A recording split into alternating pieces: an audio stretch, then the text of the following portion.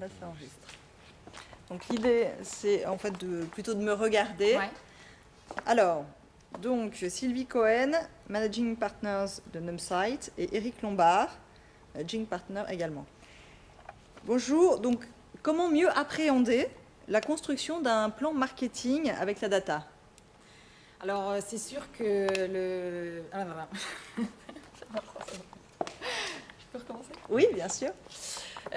Construire un plan marketing est chose simple et en même temps très compliquée parce que chaque année, les équipes marketing doivent identifier les meilleurs axes stratégiques sur lesquels ils vont se positionner, les bonnes offres, au bon prix, quel circuit de distribution ils veulent prioriser et puis surtout, le plus important, c'est qu'ils doivent vraiment savoir quels sont les projets sur lesquels ils vont travailler et comment ils vont allouer leurs ressources à la fois humaines, donc en termes d'équipe, que ce soit marketing, voire R&D pour l'innovation par exemple, ou même leurs ressources budgétaires.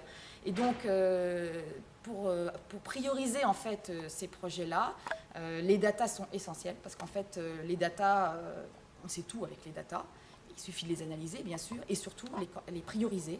Prioriser les projets les plus importants, prioriser les ressources les plus importantes selon toutes les informations qu'on aura trouvées en analysant les datas. Quel champ de données couvre-t-on en ce qui concerne les consommateurs?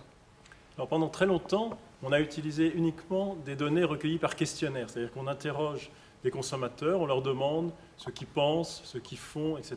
Mais ça reste déclaratif.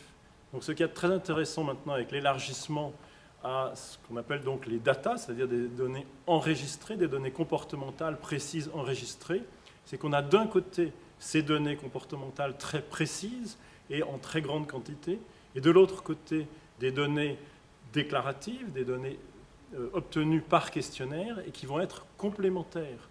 Les données comportementales enregistrées, ça va être par exemple des comportements extrêmement précis dans une chaîne de magasins, dans une banque, dans l'activité téléphonique, etc., tous les comportements. Mais on ne connaît pas les comportements vis-à-vis de la concurrence, donc il faut les avoir de façon déclarative, d'où la complémentarité, le questionnaire qui va permettre de savoir les comportements du consommateur vis-à-vis de la concurrence et, par ailleurs, ses attitudes et motivations, c'est-à-dire pourquoi il agit de cette façon-là.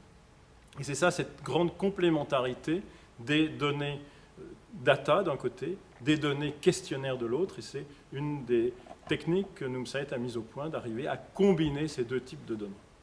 Alors, comment développer clients et prospects en exploitant l'info à 360 degrés?